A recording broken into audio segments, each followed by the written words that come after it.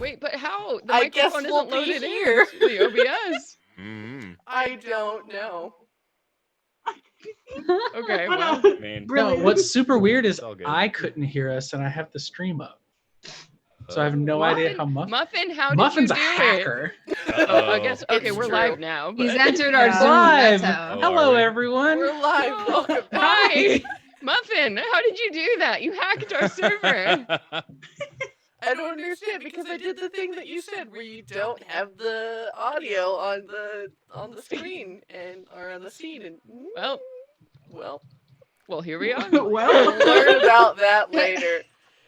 Oh, Muffin says he hears you double, Sage. Oh, probably through Paul's mic, maybe. I don't know. I'm gonna put my sound on the stream for a second. Maybe. Yeah. Hey everybody, hey, welcome. While we're sorting out some technical stuff, we're doing a dress rehearsal for other exciting projects to come down the line in September. So thank you for sticking with us. Oh yes, apparently they could only hear you, Sage, during the pre-screen. So I don't know. That's bizarre. Anecdotes with Sage. Do you want to check maybe your microphone source and just make sure it's grabbing the right thing? Well, good, because all the rest of us said the terrible things. Sage. Awful. We They said all all the quit on NBA me. stuff that could totally. Okay. Yeah. Yeah, it's on the right. It's on the right mic. Ooh. Huh. Weird. Okay. Well, let's keep going and chat. Let us know if the problem persists. Maybe Paul sometimes mute your mic and that might fix it. Yep. Okay. Cool. All right. Well, everyone. Oh, I did hear it. Okay, now it's gone. Anyway, hi everyone. Hey, I'm super good at technology. Did you all know that? Thank you all Yay! for hanging out here and coming to our Descent into Avernus Q&A episode to conclude the end of our campaign. Yes, definitely excited to answer all of your wonderful questions that we fielded from Twitter and on Discord. And yes, so I guess I'm not your storyteller anymore. I guess I was though. I did it. I did it. It was a group effort. Anyway, I'm Sage. How's it going, everyone? I'm drinking a ginger grass Golden State cider to celebrate the wonderful thing that we all made. Yeah. I have a nice wine, a nice Cabernet to celebrate that I am now in hell for a long time. With Kaylee, I feel like we drink red wine in hell. Mm-hmm. I'm JB. I played Roland, Baldur, and Cadriel. I'm drinking water out of a Merlot bottle. Every Close time you enough. do that, it always catches me off guard, and then I'm like, wow, JB going hard, and then I'm like, no, it's just water. It's just water. I cook with Merlot. I appreciate how it tastes in the Merlot reduction. Hell yeah. I'm Katie. I played Kaylee Bramblebarrel. I'm drinking Blue Moon, not sponsored. I'm Naseem, and I, true to form, am hitting my PAX vape. It's a nice, upbeat sativa. Very nice. Wait, That what reminds is me. that? It's so little. It looks like a USB stick. What? It's my PAX pod. It's a vape. Oh, wow, you're Yeah. so cool. You vape? Yeah. Oh my god. Just so modern and millennial, you know? You're so Do cool. a vape It's tornado. the way We'll in wait. California. I'm Paul, and I'm drinking a PBR. Keeping it classy here at the end of the introductions. I didn't say my name. I'm Celeste. Shit. Sorry. Hi. We know. That's why I was like, and I'm Jamie. Oh, I missed it. I missed that cue. I was typing notey notes about what Mike's mic troubles might be. Thanks, Muffin. Yes, this is my one job, and I messed it up. I have the night off because they're just running everything, so I'm just lazy bones. I'm just collapsed garbage pile. I'm your garbage pile, Celeste Conowitch. Yes. Oh my God, hell! You guys, we survived. Isn't that amazing? You all survived. We survived. Y'all are still there. And we never had to Surviving. see JB's horrible and terrifying backup character. Oh my god. I don't ever Ooh, want to I hear was kind of about them excited again. about seeing that character. That was gonna be ookalicious. Yeah, I'm gonna tell you all the truth. I never made a backup character because I knew we were gonna survive this game. Boom, confidence. I didn't either because I'm lazy. Just point of order, I didn't actually make like the character sheet. I just thought of an idea that would make Katie really uncomfortable, and I Doesn't ran take with it. much. I know. I'm so curious now. I need to know. Do you remember what it was, JB? Can you share? I have the screenshot somewhere. Let me dig it up.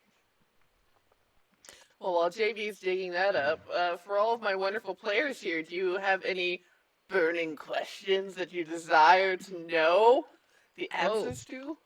Oh, should we start with a giveaway, maybe? And Oh, then hell do yeah. one every 20 minutes? How long are we going? Every 30 minutes? Yeah, they have 20 minutes. Every 20 minutes. Boom. Oh yeah, you all ready for a giveaway? Here we come. Yeah, I see you all in chat. You're here for the prizes. Yeah, all right. Woo! Okay, so first up, we have what? Do you have a preference, Sage, for what we give away first? Ooh, let's do we want to start with the we'll start small with a miniature. Yay! Oh my gosh! Yeah, so for everybody hanging out there, we've got 3 giveaways that we're doing over the course of the night here. So we are starting things off with a Mad Maggie figurine painted by our very own Paul Harpring. And for those of you who maybe missed it or are new here, Mad Maggie is the sort of chill hag who like super helped us out right after we got buffeted by toenails. So add Mad Maggie to your collection. She's holding a head. Is that correct? Oh, it's multiple Multiple heads. skulls. Oh, Yes. good. A bundle, if you will. That's Mhm. fantastic. Mhm. So a bundle of skulls tied together with some stylish hell rope. wow. Okay. When this lovely woman can be yours, if you just go ahead, and I'm turning on this giveaway right now. Open. Talk I about have mail order opened. brides. I have opened the Mad Maggie giveaway.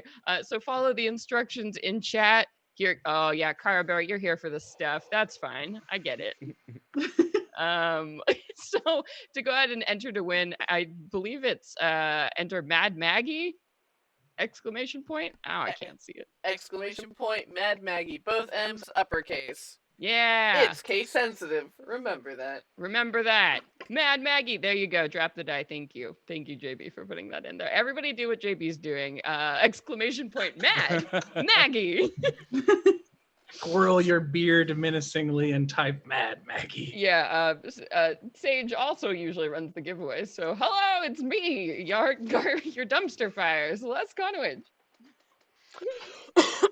So I did look it up, and the character, I was going to use this in a future production for Venture Maidens, but this won't spoil anything.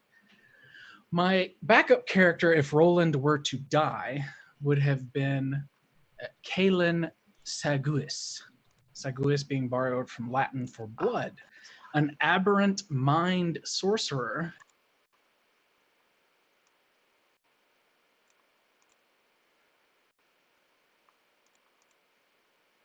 and hands. Hundreds of little words are written all over her, tattooed in Jotun, the language of giants. And instead of conjuring like a swirl of frost through magic that looks like it's made of water, she would rip open a stitched up wound, and blood would be what she used to cast things with. So it's like the idea that there's this thing piloting her from the inside like a Jaeger that's using its magic to make her hard to kill. Wow, I hate that. And Katie said, freaked out face, skull face, please have all the healing potions. They're yours. Yeah, please don't die. I don't want any. Yeah, no. There would have been lots of use for that only goo. out of character decisions that I was going to make for this whole thing was going to be heal Roland no matter what, so that that thing doesn't exist. Keep Roland alive, no I was matter how toying- much.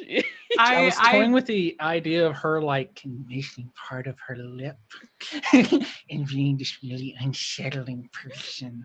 Oh my god, no. It's a pleasure to meet you. No, I bought that goop like right away after the conversation. I was like, I will not be caught without any way to heal Roland. No, absolutely not. Absolutely not.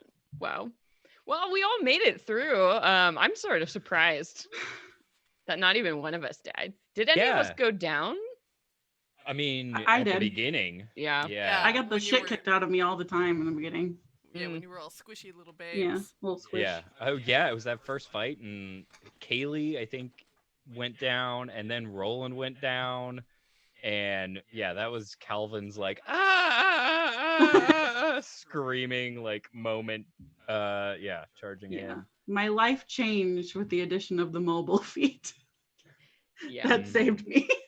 I think that the number of times that you said I hide behind Roland like multiplied by magnitudes after you got mobile. That was my go-to. We all need a signature move. That was my Carmen is asking in the chat, was our first encounter the one in the bar? Did we have anything before that? No, we There was like a had the encounter brawl. before the bar, and it was trash. It wasn't a big deal at all. We just beat some dudes up. But after the bar is what we were talking about, where we went into the tunnel with the The The Dungeon Dead of Three. Yeah. Dungeon of the Yeah. Dead 3. We got completely rocked that whole time because we were level 2, and it was Malady not was enough. fine. She Um, was in the back, and she Calvin was pretty okay too. Yeah. I never want to be levels 1 through ever. probably 3 or 4, but 3 I can deal with because you get your class, stuff. Yeah, your subclass Yeah. finally. Yeah. Yeah, 3 is a nice starting level. 1 and 2 are just like, ugh. It's just We were brutal. talking about that too. We need more like actual modules that are starting you off at a better place. 'Cause Begin it's in a better rough. place. 10, Well, please. When we were actually playing, that was something we discussed after the first 2 episodes, was like the idea that we wanted more time to figure out who our characters were before they were nearly killed. So like Mhm.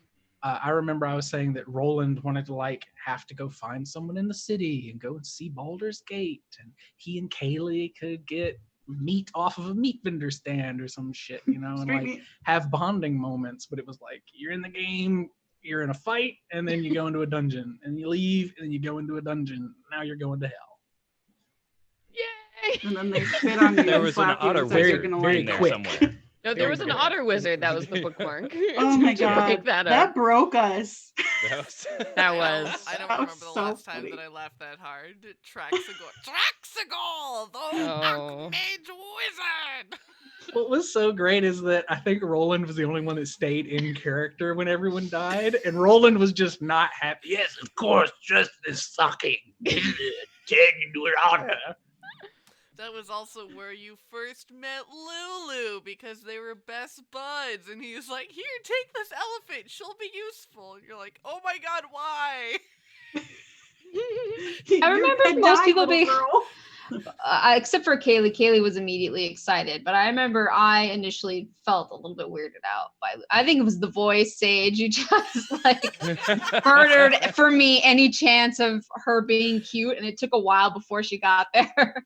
But at first, the voice was a lot more unsettling than what it ended up being.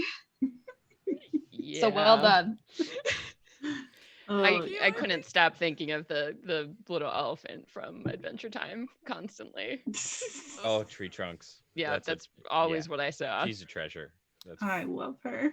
Fun fact: if any of you play Heroes of the Storm, the voice for Lulu is based off of the character called Brightwing, who is like this little froggy fairy thing, and it heals you. You know, it's the healing frog, and she has like the most creepy lines where she's like, "Oh, we're in danger," but it Oh, has this God.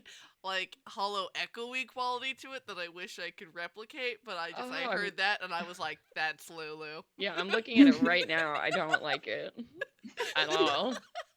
Oh God, it looks like it wants to eat my face. I know. No, it's going to heal your No, it's face. fine. and turn your enemies into various critters. Excellent.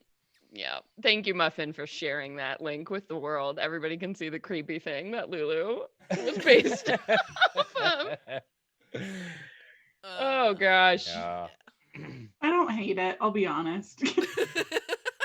It's little like blood red feet freak me out. I don't. Cute. They're for What's little going on? grabbies. I don't like it. Should Oh, we kick off one of the questions? Oh yeah, should we answer questions? Hey everybody, Yeah. this is a Q&A. So if you have questions, please put them in the chat. Just throw them in there. I see Nickel, you got one in there. Yeah, put question right there, all in big caps if you can, and then follow your questions so we can see them in the chat. Mhm. Use your points to highlight it in a color, so Ooh, to make yes. it extra fancy that we'll see it. Yeah. Yeah, so we want to do it? Do a question? A Q? You got one, Paul? Yeah. All right. We got some good ones that were collected from Twitter over the last week or two and stuff like that.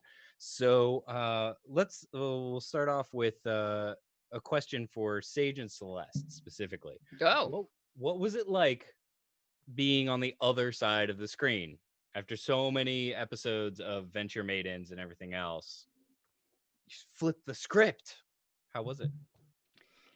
I think, yeah, you want to start with this? I'm curious to hear your answer before mine, Sage. I wanted to hear your answer first. All right, Okay, fine, mine fine. is really easy. A big fucking relief. Cool. No, it was for me.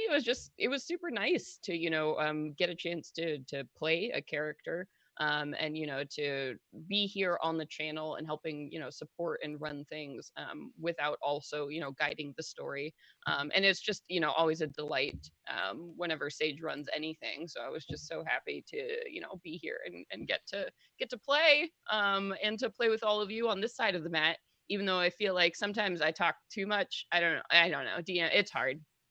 It's but I really enjoyed the chance to mix it up and be on this side of the screen.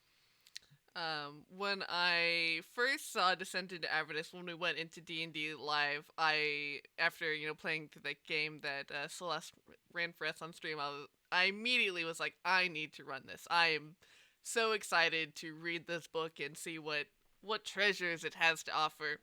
And leading up to when the book is actually coming out, I was definitely fiending to run a game again, because I had run games before, obviously not on stream or anything, but I was fiending to gather up a group of fabulous people and run a game. And so by the time it actually happened, I was just like,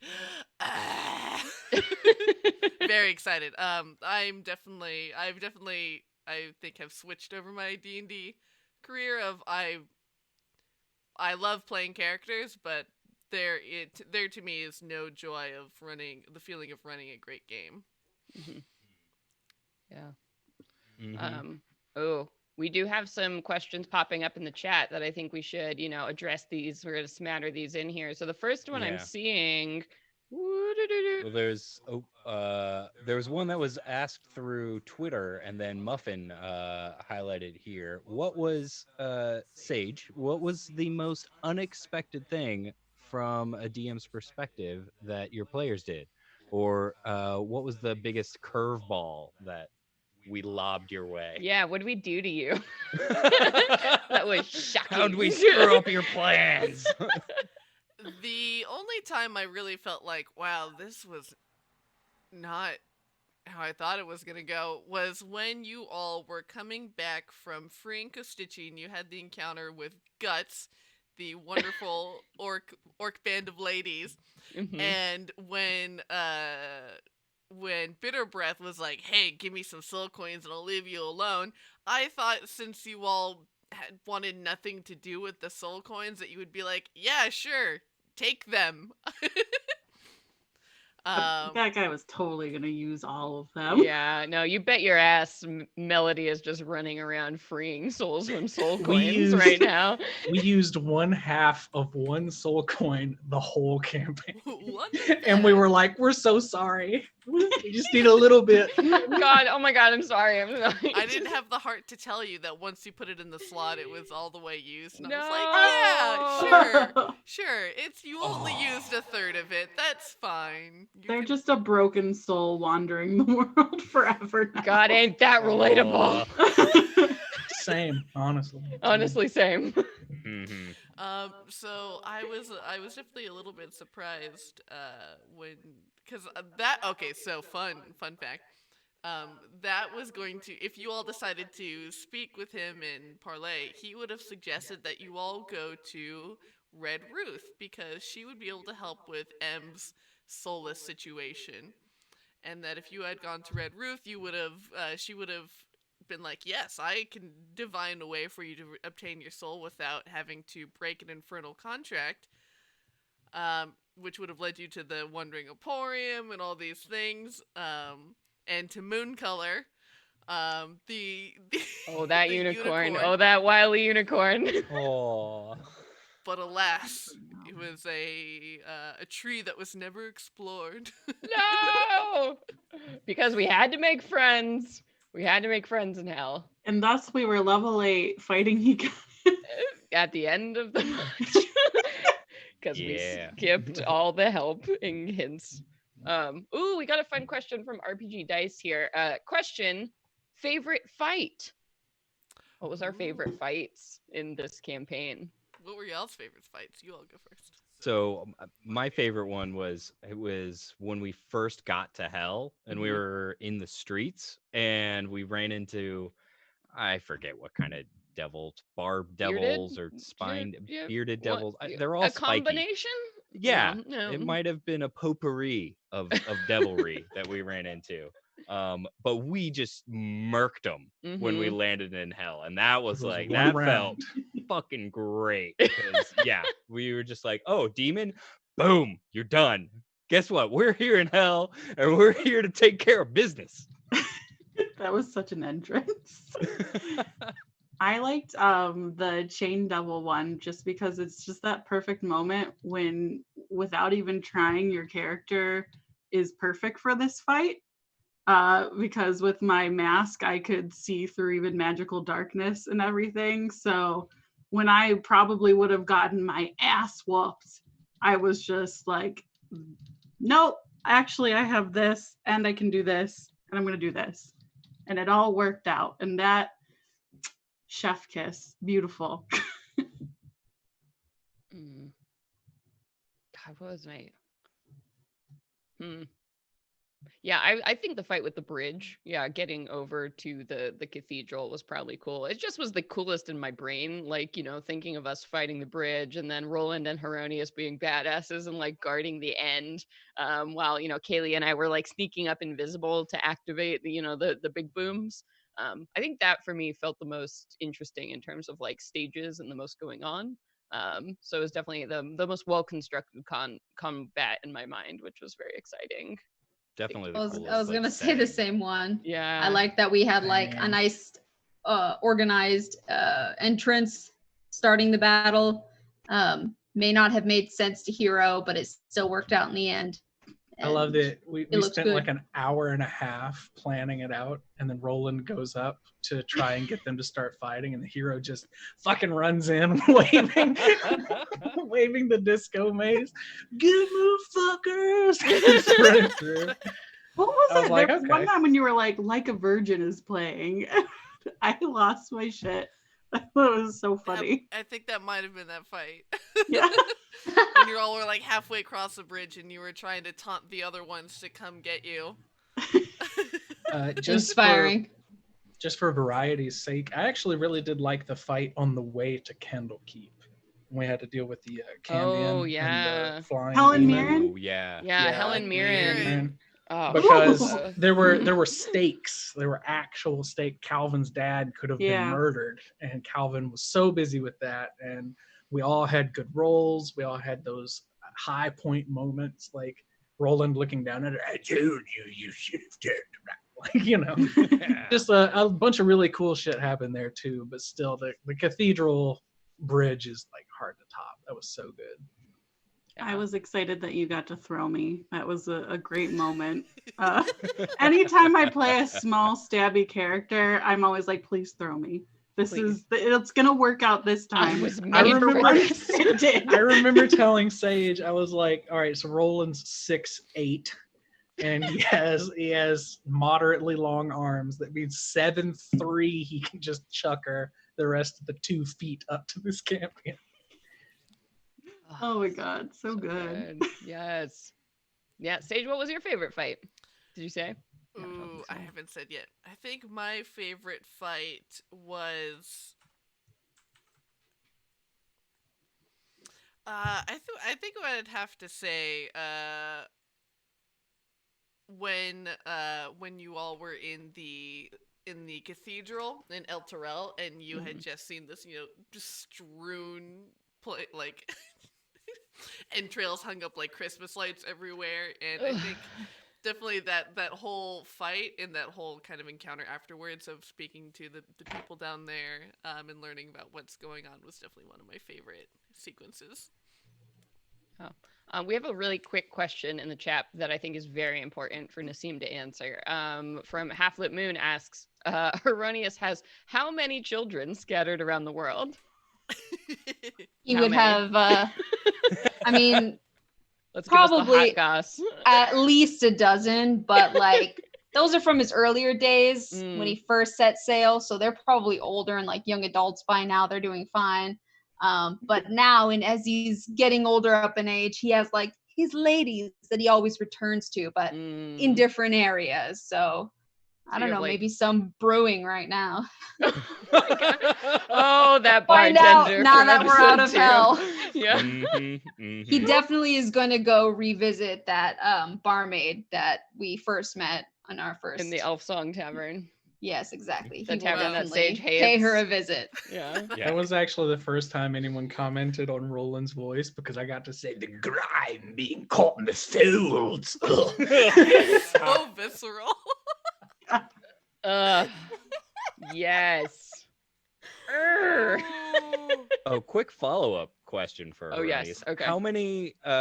How many of the gross of blunts did you have left at the Yeah, end? what's of the final count Yeah. after the Blunt last count. episode? Because Yeah. a bunch were See. passed out last game too. Yeah, Yeah. I feel like you left us some, maybe?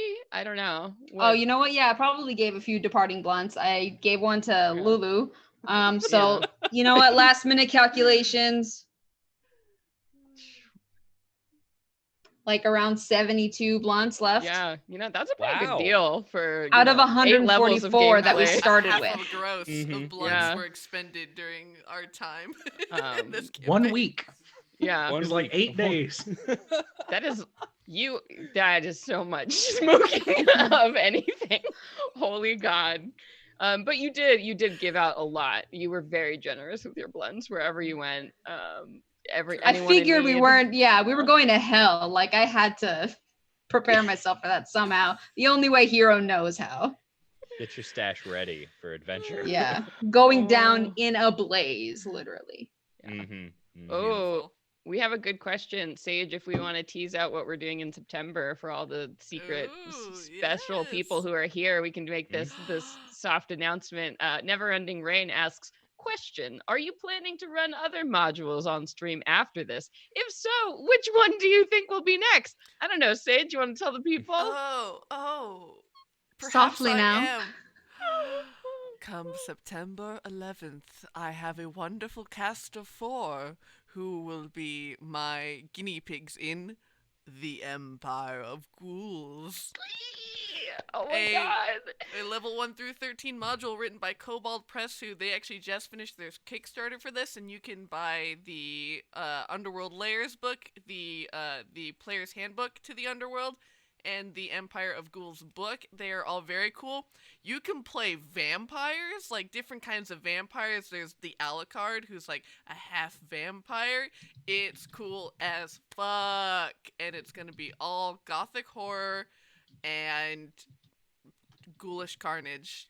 Yeah, Get your butts ready, kids. Yeah, it's gonna be so good. And Cobalt Press is stoked, and we're gonna be giving away lots of stuff from Cobalt Press during that stream. So definitely a lot of reasons to tune in for that super freaking cool show.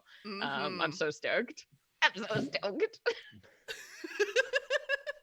I can't wait. It's a good cast. I'm pumped to watch. Yeah. Yes, I'm very excited for this cast. And definitely who will be equal in role-playing opportunities. Yes. Okay, should we pull a giveaway? I feel like we should pull our Mad Maggie giveaway. Yeah. Yes. Yeah. Let's do it. Okay, everybody. Whoa, we're gonna pull it.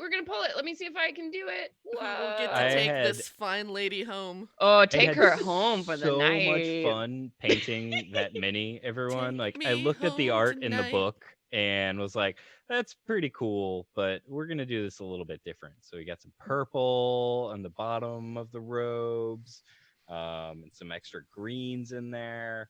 It was great, except for the eyeballs. I hate painting eyeballs. I'm sorry. Oh But yeah, that little dot. No. those little They're tiny, so tiny. eyeballs are tiny. How many F-bombs did you let loose doing those eyeballs? A lot. Sage may have been keeping Lot. a tally on the other side, but yeah, it was getting. I started to get worried about how many layers of paint I was putting in there because I was like, no, I gotta get it. No, not quite right. Let's paint over that. Let's start again. Ah, crap. Okay, let's go again. And I was Let's like, no. design our own eyeball paintbrush, Paul. Ooh, okay. All I'm right, down. Marshall Carl, you are the winner of this hot hag. Woo! So go ahead and please respond.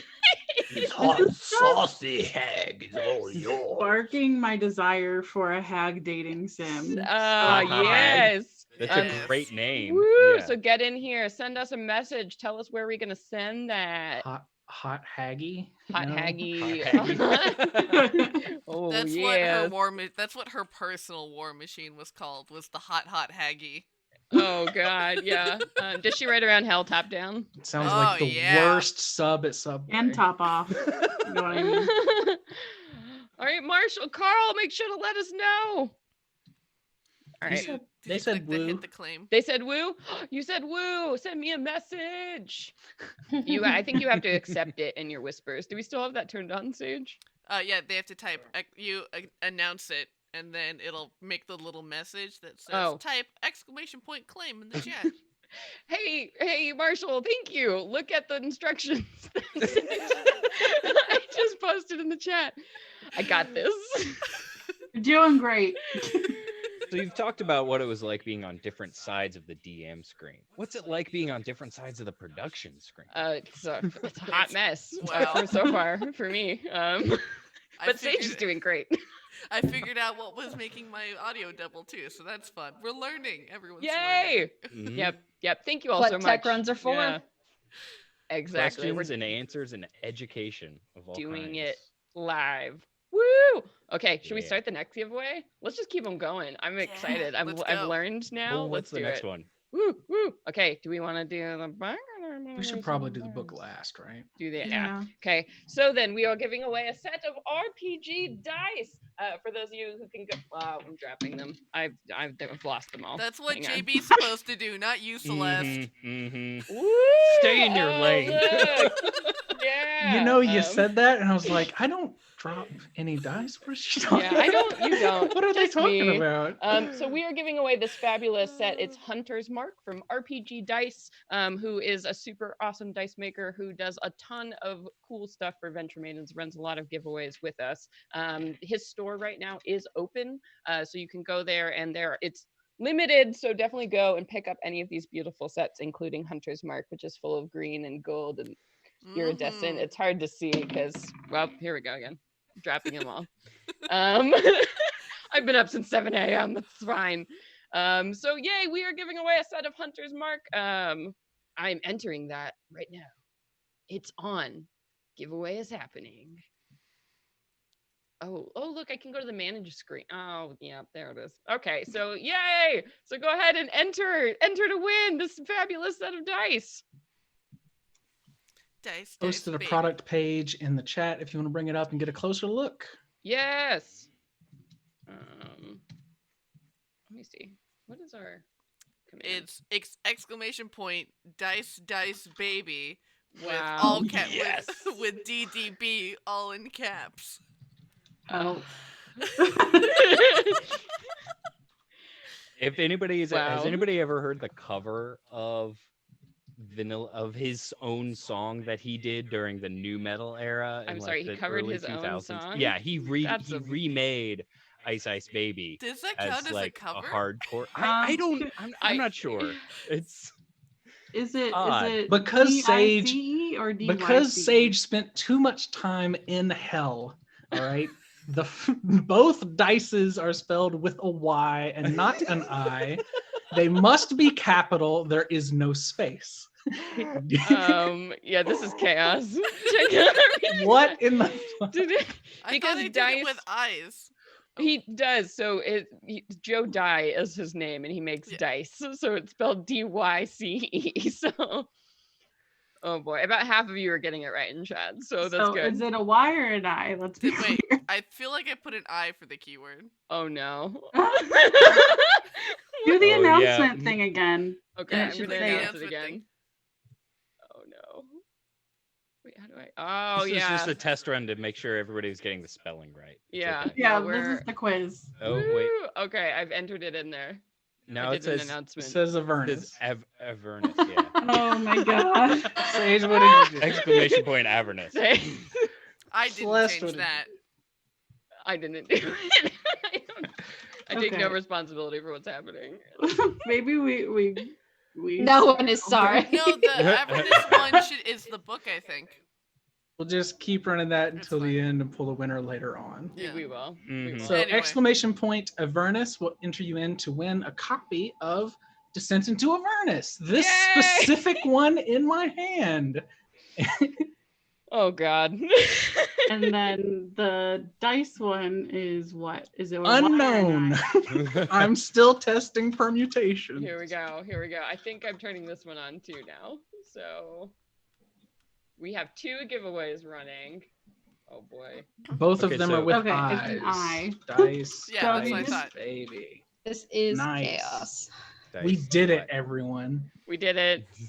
It's fine. There we go. All right, we made it. Okay. Dice spelled the regular way. So Yeah. just Everyone, keep thank you entering for to going on win. this journey. Just type whatever you want. It Just- boosts our chat stats. It's You know, fine. Type Exclamation point Lulu. You We can- might find an elephant between now and the end of stream. Mhm. Let's see, what other Don't stuff do I have actually in this type it. drawer? Sorry, it's like 90 degrees in my apartment. My brain is dead. Same. Hot God. hag. There we go. That Oh, that's should- a good yeah, one. That's a good one. Ooh. Muffin. Yeah. Ooh, what should be the yeah. Ooh, if I get to 1,500 Twitter followers, I will give away my original Avernus handwritten notes. Whoa, they're so pretty. So you can you see- can You're just gonna say your steal them and soul. run this yourself. Exactly, if you could make sense of it. Of the madness. We took so long figuring out which dice it was that we made all of the questions disappear in chat. So Maybe rip. we pull one off. Oh, we'll I've keep pulled. repost I them. was You've been snagging pulling them them. out Oh, of Paul. You, there. I've got them. MVP. Yeah, never yeah, yeah. change. Got a few. So here's one that I managed to snag. What was your favorite moment that another character had? Hands down, when Malady swiped that sword, I was so upset. Mm. And all my favorite moments are when I'm like raging in the moment. And then I look back and I'm like, that was fucking amazing. Talk about evoking emotion there. That was my fave. I really appreciated I guess every time Roland spoke and said something. But in Yeah. particular, you know, those moments where he was so willing to put himself on the line, and it was just like not even an emotional thing. It was just like, yeah, this is what I'm here to do. just fucking great character work every single second. So I enjoyed everything Roland did. I really love the moment when Kaylee just immediately murdered that person we were trying to talk to. Because he had, I don't know what it was, some artifact, some cube The that we were box. looking for. Yeah. And what was his first name? we, Fabius Who knows? I Creek. don't know. But like, No, that was No, we murdered the It was the wimpy guy who Vantham lived kid. upstairs. He was in his Oh. pajamas, and I He was just in his murderized jammies. him in Oh. one Yeah. shot. and we all Got kind of stabbed instantly in were the like, neck. Kaylee, First goddamn, well. wow, First Jesus. was that? And What? it kind First of, well, look at Vantham him. Purr. Look at him. Oh, the God, best look thing at that about guy. it is that like all of our reactions and shock at that moment really affected Kaylee, and it continued to affect her decisions and the way she reacted to really everything throughout the rest of the game.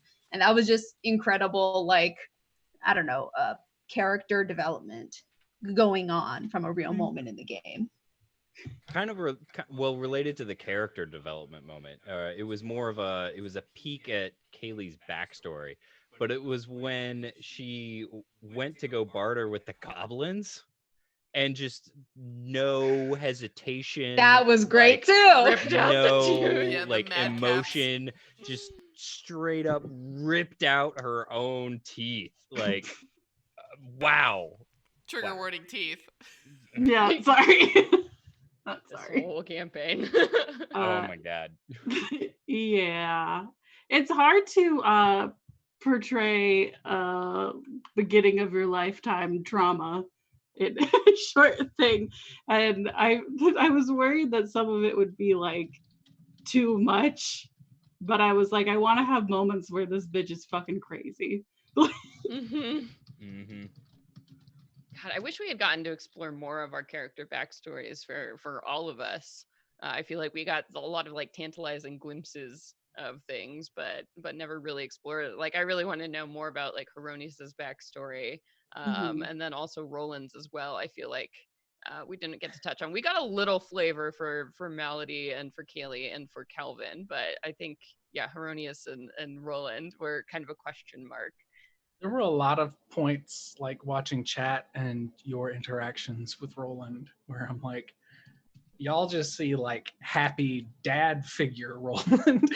Roland's had like the really dark shit that he never brought up because all of you seemed to need like this light and immovable object to keep them all grounded.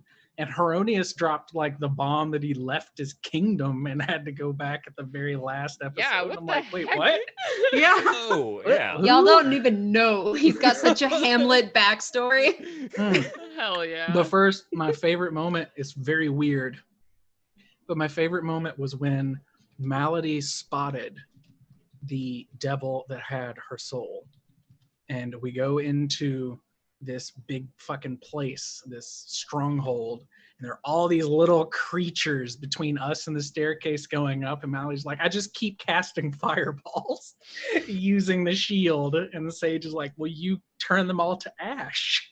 And she's like, okay, well, we go. And like that moment of like, something's in the way, I'll just dump all the charges in this magic item to get rid of it. Like there was something about that kind of catalyzed Malady's change from finding her fate to already be decided to taking her fate back into her own hands that I really liked. If those Sounds slugs. great. I was peeing. I came back and I was like, what's happening?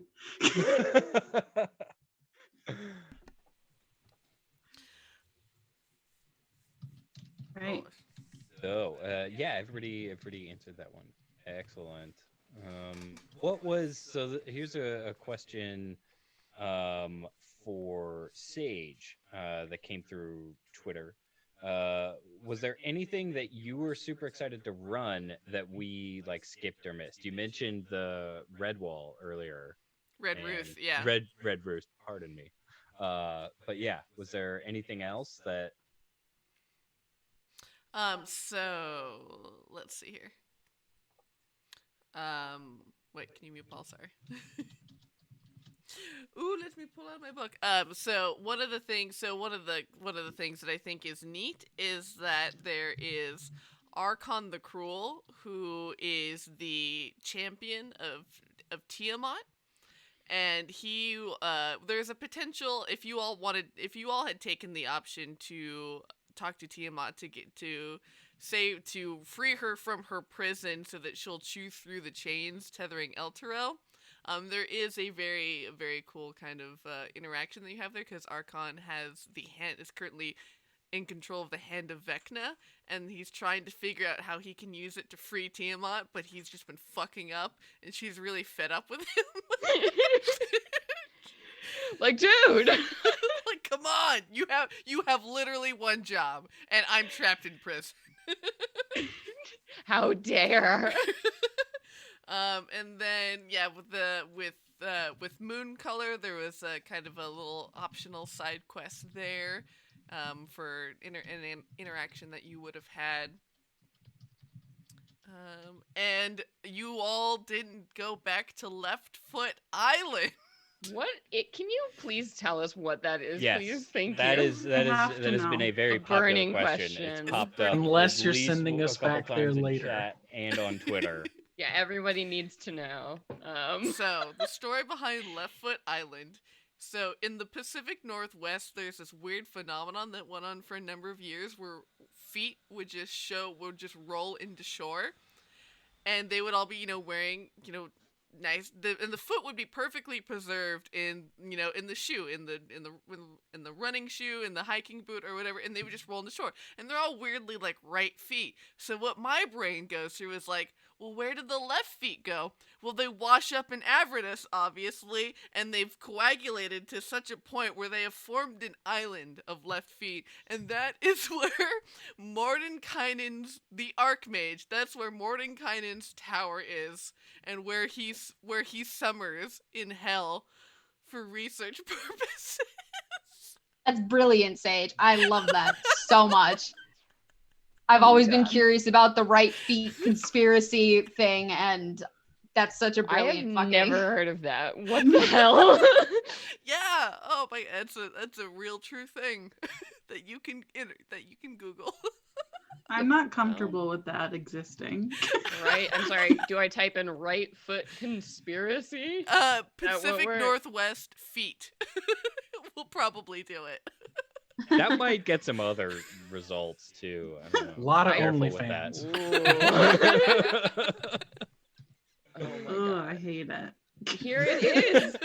Yes, Pacific don't Northwest Google feet that. mystery. Good advice. Oh, add mystery on there.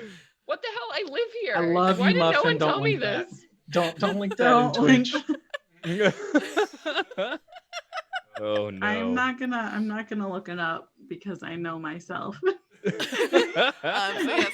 the Archmage Mordenkainen, he summers in Avernus here, and so if you all had tried and go and talk to him, you all could have had a quest line potentially. Big yikes. Oh boy. Ooh.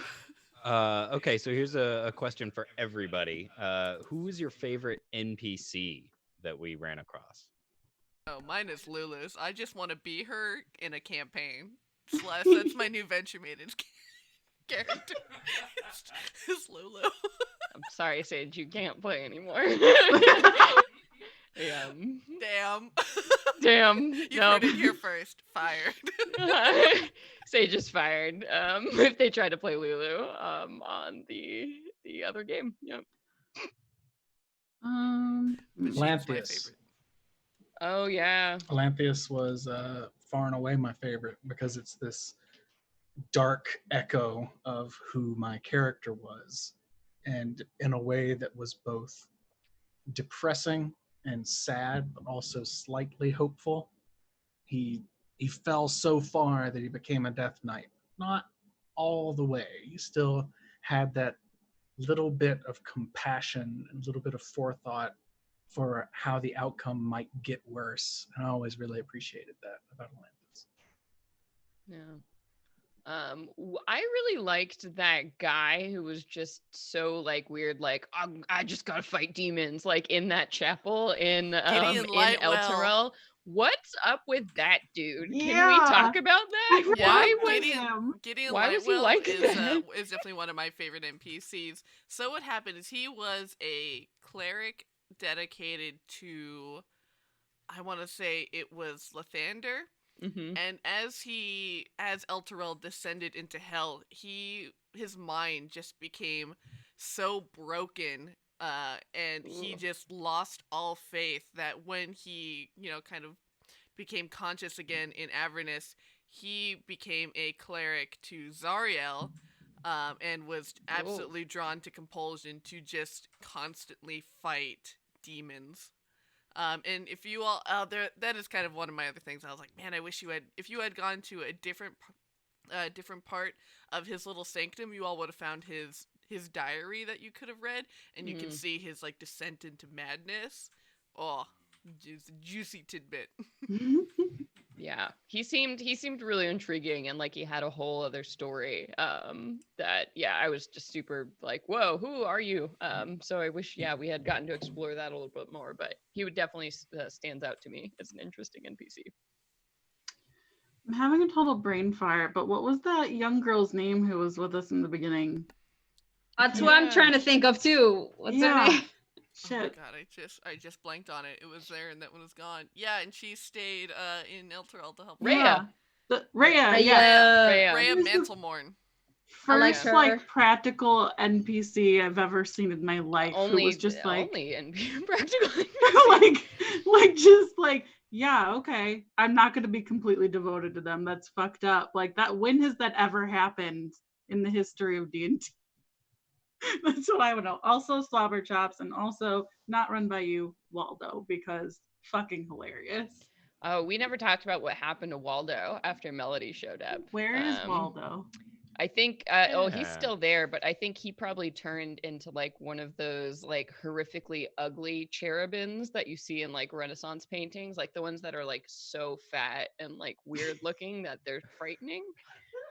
So I think that's what he's running around as now, is like this little angel wing baby, Mhm. terrifying baby. Disgusting. Yeah. Gross.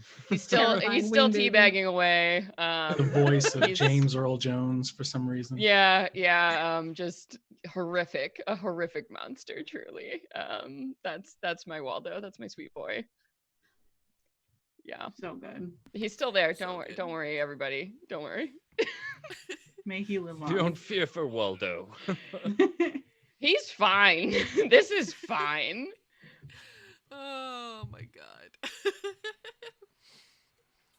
Yeah, I loved Rhea. I don't think this book did her any credit in writing her, because they were like, oh, here's a significant NPC who's intended to travel with your party for several levels, and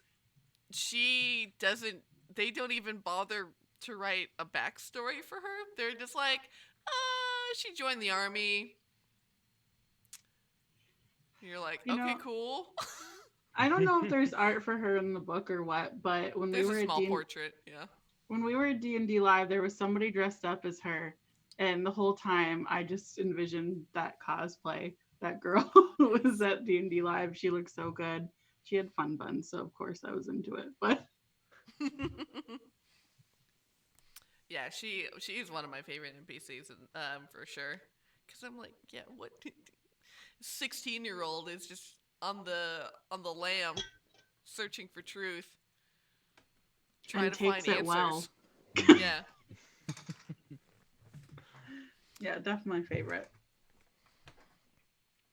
You got another one for us, Paul? Oh yeah. So this was asked in chat earlier, but we've talked about a lot of our favorite moments.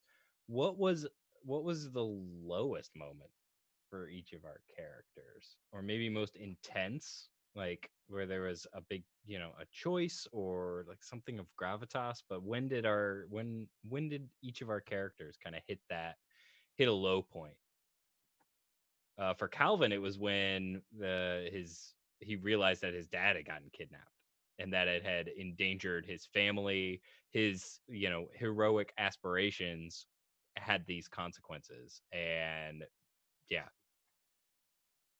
it was much easier for him to sort of to manage being Hiro when it was far away from anybody else that could have gotten hurt.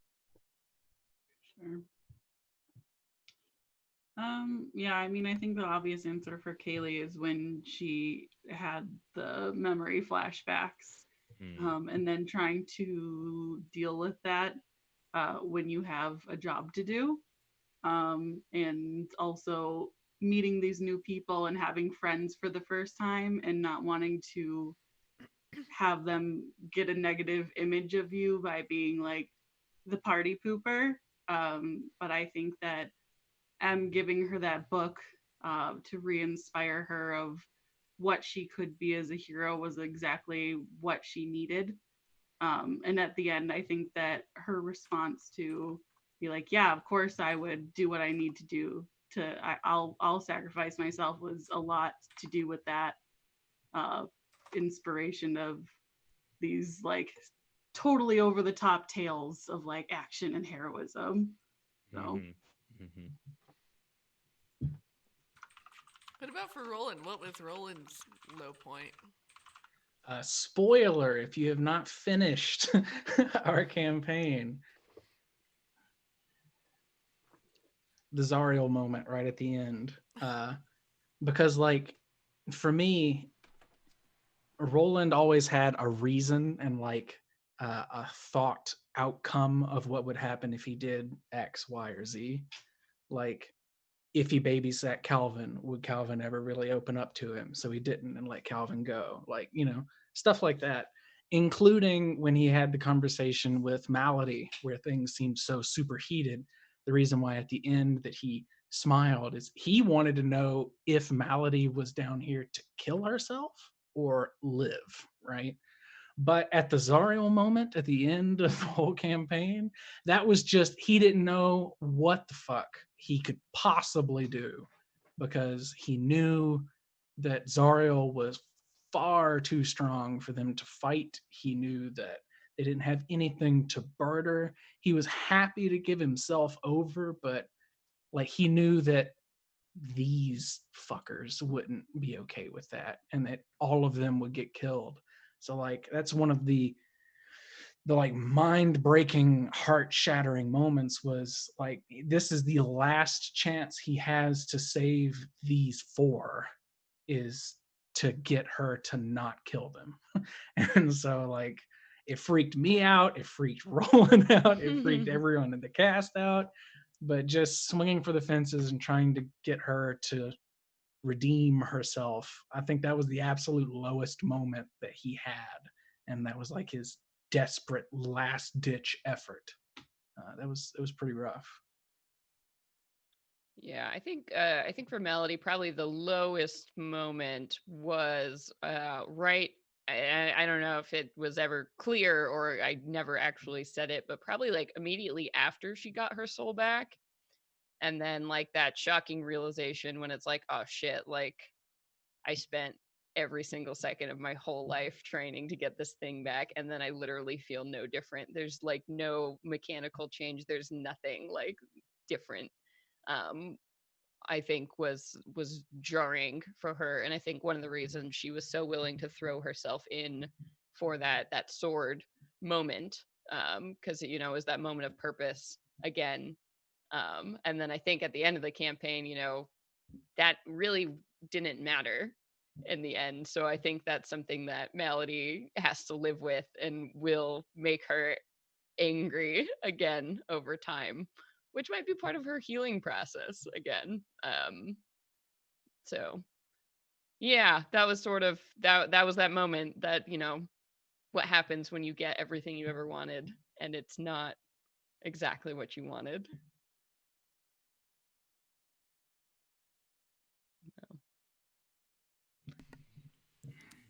Hiro. Oh, sorry. Go ahead. Yeah. I don't know if Hiro really had a very low moment. He was probably the hardest thing he went through was seeing M decide to just give up everything that she just worked for to become this angel. And like, not that they really had a real moment of connection, but just seeing someone so young, like just kind of give up everything before they knew what the world could have been like for them after this, because he left his home when he was so young. Just wanted them to at least experience normal life with a soul outside of here, because you might not feel great in hell when you get your soul back. Like, that's not so weird. Maybe give it a chance out in the real world. So that was really hard for him to just be like, all right, I guess we're letting this child do this. Yeah. Oh, Malady. She made me sad. I felt so sad after that game, after I picked up that sword. Meh. There was this kind of unified moment, I think, between everyone in the cast when Malady transformed, because I think all of us knew the way that Sage said it, that Malady wasn't coming back, that it was a one-way trip sort of thing. And obviously that's what the prophecy says, but it's D&D. They always go back on that kind of stuff. But like, there was the moment after we ended and wrapped up the show and everything, where everyone was just like, we followed Malady here, and we did everything we could for her, and she's like, most of her is just gone now. And that sucked pretty bad, but it made sense. Like Celeste said, Malady has this arc where she was striving to get her soul back. It's the only thing she ever wanted, and she got it, and it didn't make much of a difference. And chasing after the next thing that'll make a difference, that makes complete sense why she would want to grab the sword. Yeah. It still sucked, and we hated it. Yeah, I sucked and I hated every single second of it. It felt like a method actor choice, and I was like, I hate that a lot.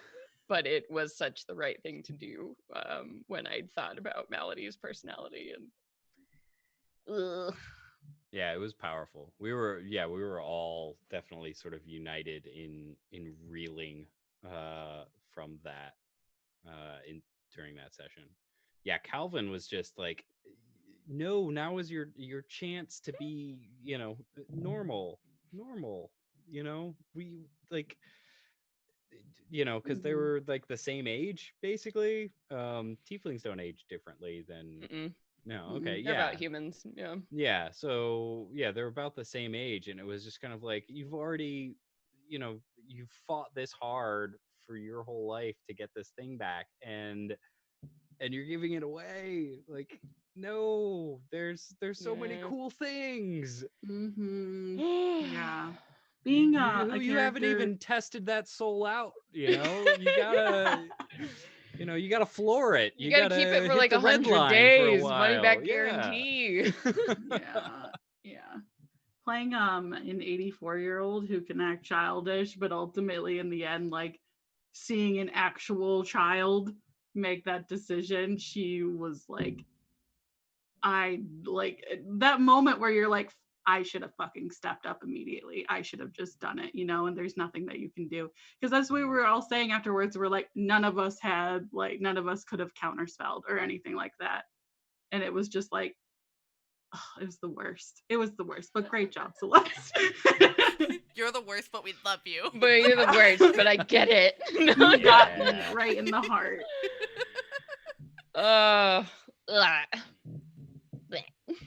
Poor Malady. Ugh. And then I wanted to make Melody such a dick because I felt so bad about it. So that was worst. Yeah. Salt on that injury. So right like a week or two after the end of the game, I rewatched Constantine. And I was like, that crazy angel. Like, I was like, that was Melody, the one who's like, no, you're doing so great. Like, of course I'm gonna help Satan's kid come into the world. I'm gonna test you all. I'm like, lawful good creatures scare the crap out of me. The one Tilda Swinton. Tilda It Swinton. was Gabriel. Yes. Gabriel. Yes, That's what you mean. Gabriel. God, I honestly Gabriel's always nuts. Yeah, honestly, celestial creatures scare me more than devils and demons in all mythologies and games. So, I mean, that's a really like fascinating thing, because you look back at like religious texts and angelology, which is a thing that is a real world Angelology. word. Um, but yeah, and it goes back to the sort of the inscrutable plan of God, and these are God's agents, and God's plan is unknowable whether you're a person of faith or not. And so with demons and devils, it's like, oh, they're tempting you, they're trying to get you to do bad stuff. But it's like, what do you make of these celestial beings that are, enacting this divine plan that you could never comprehend anyway, because it's so far outside of mortal ken? And then if they look like the ones in the book of, I think it's Ezekiel, with the wheels of fire and 12 Yeah. eyes and 18 wings and everything else, that's horrifying stuff. Yeah. On that horrifying note, hey, let's pull a dice giveaway. Yeah, Yay! dice! So just for those here, I'm giving you just a little bit of time here. We're about to pull it, but we're giving away a set of Hunter's Mark dice from RPG Dice. We have dropped his link in the chat here. Maker of fine handcrafted dice, sharp edges, really cool D4s that I threw somewhere. So, but we will find them before I mail them to you. I would so- like to be very specific. This is a $90 value plus shipping. Yeah. Please type dice, exclamation point, dice, baby in chat. Do not miss this. Do not It's miss so this. These good. are beautiful. Oh, here's the D4. Yeah, hand polished, hand painted, hand poured in my living room. So they're Celeste can gorgeous. verify. She has. And I with that can't- shape, you're not gonna stab the shit out of your foot. when Yeah, you no, the step D4, on it's it. great because they're not caltrops. They're actually nice, beautiful gems. I can't so- wait to commission Joe for a set of dice. Yeah, he has a limited set right now. They are selling really fast. So check out the website and see what's up there because these are limited run sets. So get them while they're hot. Okay, we ready? We're going to draw it. Drawing. The sheep is no. The sheep is no. Yay! Woo! Hiya! Accepting. Yes. Announce this Accepted this accepted. one. Claim it in the chat. Play by play of running a giveaway. This is so great because during the D&D block party, all the mods were so awesome and helpful and ran these, and I actually never did. Yay! Yes, very cool. Congratulations, Gnome. Go ahead and let me know in the message that Already claimed it. where to send them. Yay! Yay! Glad they're They're there. on it. Huzzah! No, these are gorgeous. You got to be on it. Mm-hmm. So good. I think probably in the last couple minutes we'll give away that book, but don't forget that is also running. So make sure to enter to win. A book. Exclamation That one's point. exclamation Avernus. Yes. Yes. Yep, capital A. Yes. Capital yes. I think I can do the announcement. A. Capital indeed. Capital. Yes. Yeah. All right, next question. How did was there a process for everybody coming up with their voice for the character? Was it an impromptu thing playing off of other people? I guess this is more for us as the cast, but Sage, I mean, you had to come up with You had a lot of bunch voices. of different voices. And you already shared that tidbit about Lulu's voice. How did everybody else come up with their character voices? That's my standard voice for cute small characters. Mm. To go to. Yeah. I don't have a lot of voices. That's not my shtick. Mhm, Yeah, that's sort of where I am too. I don't really do character voices, I guess, in traditional. I don't really do a lot of accents or whatever, but I did decide for Malady pretty early that I wanted her to be this sort of petulant, like younger wizard. So her attitude was more about, the way she spoke to and was just snappy and defensive. I think was like building up on her background because I wanted her to be a wizard, yeah, and I really wanted her to be a tiefling for this journey into hell. And I was like, okay, and with this, this backstory, this motivation, a naming wizard because she needed the name to save her soul. So yeah, this whole idea of her being like this urchin, like kid who had to teach herself and struggle for every single second, really kind of shaped her, the way she talked and the way she talked to other people. was just, you know, that defense mechanism of like, I don't fucking care about anyone else because I can't, right? I can't afford to care about anybody else. So that's all my affectations that came through in the voice. So I hope you all enjoyed that. I mean, that was Nope. similar. Nah. That was similar to sort of my my thoughts and I guess process with like Calvin's voice, because Calvin's voice is not too different from mine. It's a little bit like higher in my nasal cavities and such. But yeah, it was the idea of like playing a younger character, but instead of being a jerk, Calvin, you know, was excited about things and wanted to, you know, his emotion. I wanted his emotions to be like very plain. There's no like subterfuge in his makeup at all. So when Calvin was sad, Calvin was sad, and when he was happy. Wow, yeah, crowbar time, sweet for science. So nice to have Calvin and Hieronymus on this journey with us, because they were just bright lights. I felt. Yeah, that kind of informed where I wanted to go with Hieronymus, because like, we're going to hell. I need someone who can like keep things kind of mellow for whatever Sage has in store for us, and make sure things don't get too heavy. So he kind of started to mold into the dude from The Big Lebowski, and obviously the voice was a big inspiration for it, and his attitude and everything, but more of like a player and stuff, more of a fuckboy.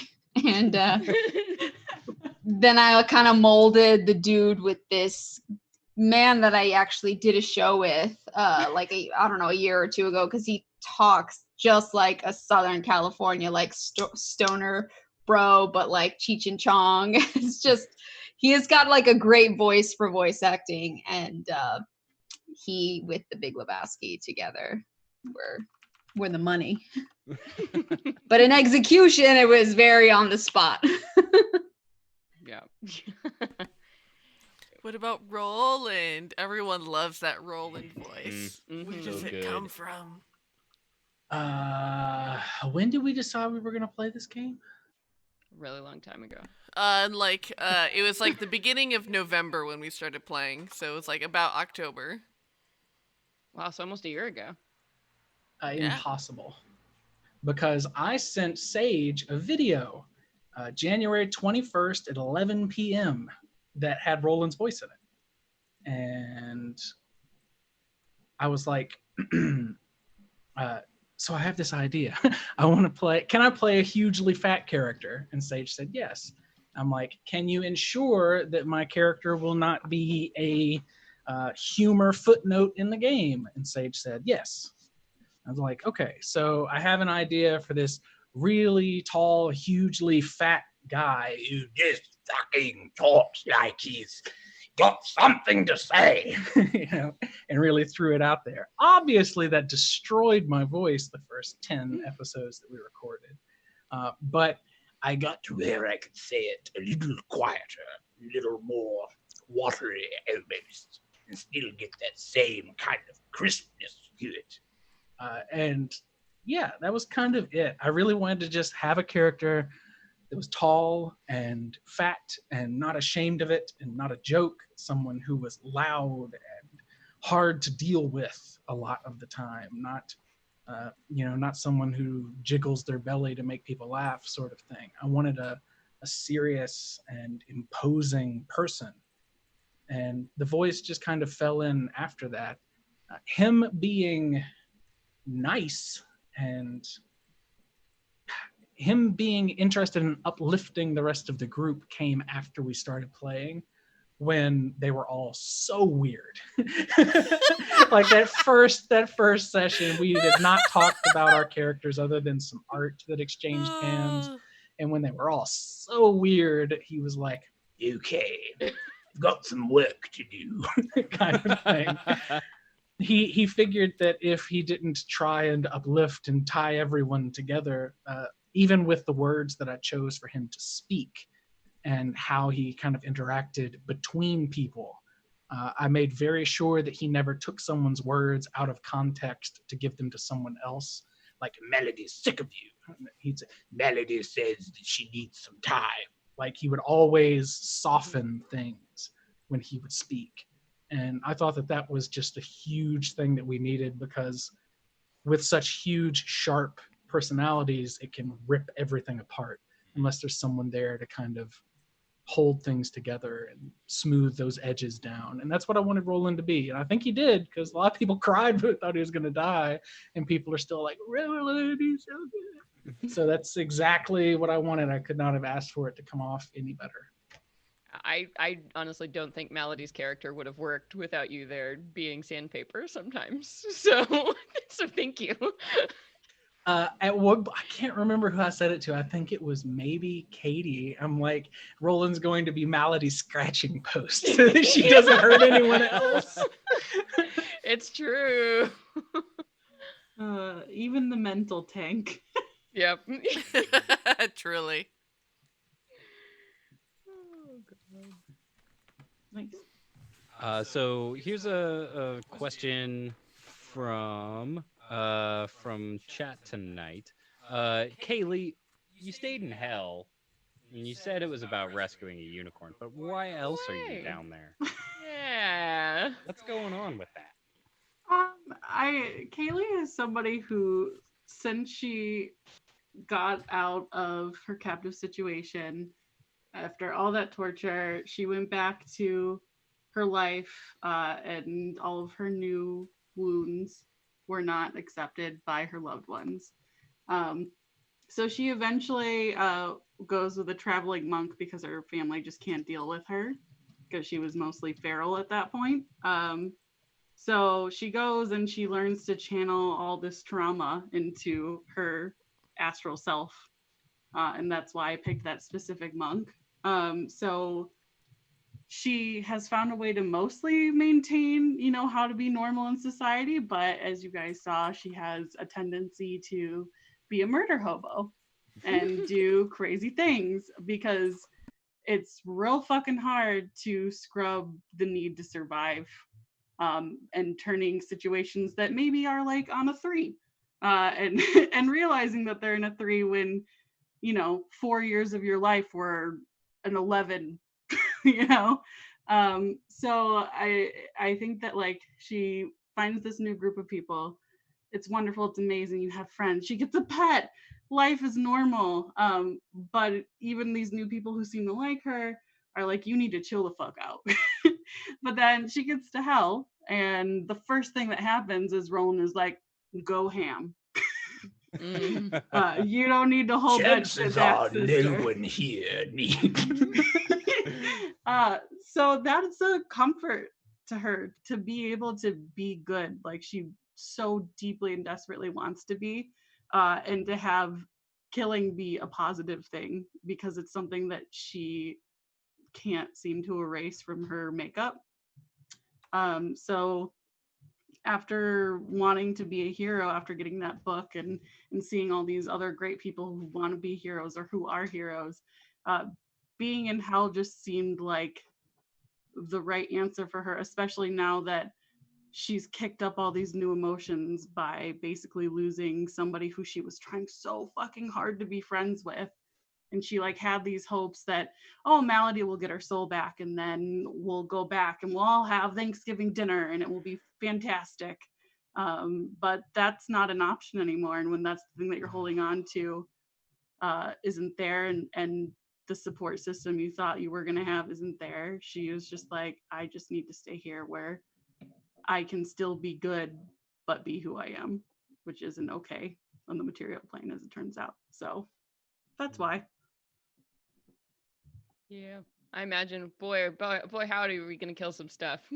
Melody and Kaylee running around in hell. Oh yeah. Oh, righteous murder. Lots of stuff to work out there. I don't think they're gonna be good influences on each other. But I guess we'll find out at Christmas when we all meet up. We'll see. Feast of the moon. Oh, what a feast that will be. Mhm. That was an awesome, like, little, like, more further insight into Kaylee's backstory. Twitch chat wanted to know if we could summarize our character's backstory. So obviously we can't necessarily go into all of them, but what's the elevator pitch of each one of our characters and how they came to be? Hiro, do Sure. you want to kick us off? Yeah, Hiro. No, do it. I don't want to summarize my character's backstory. What? Are you kidding me? That's not interesting. I don't want to do that. You should just watch the fucking podcast or watch the streams. I mean, absolutely. I go think back that takes and away watch all the it mystery.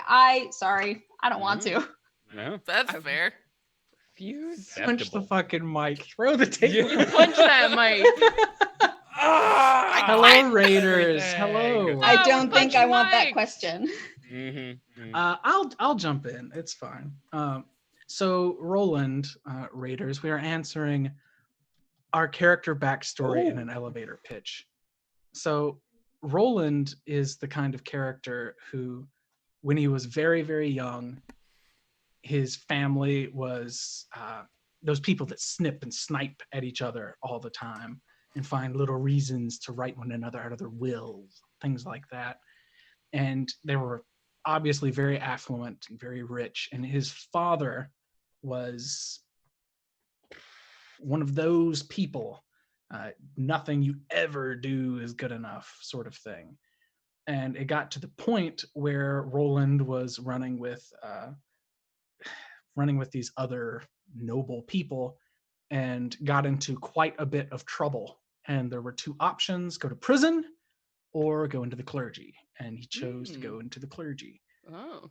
So his background kind of stems from this duality. His nature is to crush people's skulls between his hands, but he chose to be better, and that was constantly what he wanted to do. Why he came to Baldur's Gate. It is a city that was roiling in darkness and despair, and he thought maybe he could bring something there that would be positive. Oh. Oh, I didn't know you were crime boy. Yeah, my idea was that he more than likely got into a duel with someone and won and then killed them after, and was given the choice: go into the clergy, go into the Kelemvor, like Lord of Death. You will learn what you took, or Yeah. you will go to prison. And he did. And ever since, he's been very keen to not kill people unless he absolutely has to, or unless they are doing the killing. Balancing the scales is all Kelemvor's about. Yeah. I mean, for Malady, the whole concept was that she was born in Baldur's Gate, but she was basically born to a birth cult, in the way that the whole thing they were about was that they would like have children specifically so these children would be born already dedicated to this devil that ran the cult. So every kid that was born into this was already a soul that was sold. So, they were kept in these, like, in this place underground, like, just basically as fodder, like, to be devoted to this devil. So Malady never had, the instant she was born, she was like in this system already. So she never had a soul, and that made her angry. And so, when she was like 6 or 7, she managed to get out of the situation and has been in Baldur's Gate the entire time ever since. And the only way she could get that soul back was to learn about magic, to learn these names, to figure it out. So she spent her whole life stealing these books and, sneaking into seminars where all the rich kids were learning to be wizards and, figuring it out until she could go down into hell and get her soul back, was her whole purpose in life. So she had never left Baldur's Gate before this game. And the only other place she's ever been other than Baldur's Gate was hell. So she was on that one track path. And that was her backstory and why she liked that, in a short summary. That's definitely interesting with having both M and Calvin born in Baldur's Gate, but they have such completely different backstories and such different lifestyles growing up. What's Calvin's elevator pitch? So Calvin, I wanted to make, I wanted to have a, I wanted to write a D&D character without a tragic backstory. That was kind of my like, okay, I gotta do this. I'm gonna try. And I wound up with still having some tragedy, but Calvin's life is mostly happy. So the story is he's his father, who appeared in the first few episodes, was human, and he was this tinkerer, craftsman that worked and had his shop in Baldur's Gate. And one day, a woman comes to town, and he meets her, and she's erudite, she's well spoken, she understands machinery, she understands alchemical concepts, and it's like love at first sight. And they decide to get married like a week later, after spending 7 days like straight together, and falling madly in love. And she had been traveling. She was a scholar of the arcane, and had been traveling, and she had met an Ifrit on her travels on the way to Baldur's Gate. And intriguing individual, had an evening of amusement. Amusement. I like the lobster hands you did. Like, whoa. It was some weird shit. It was some weird, some kinky elemental shit. And so it happened that she was already pregnant when she met Calvin's father. And so pregnancy ensues. She gives birth to Calvin. Unfortunately, she passes during childbirth.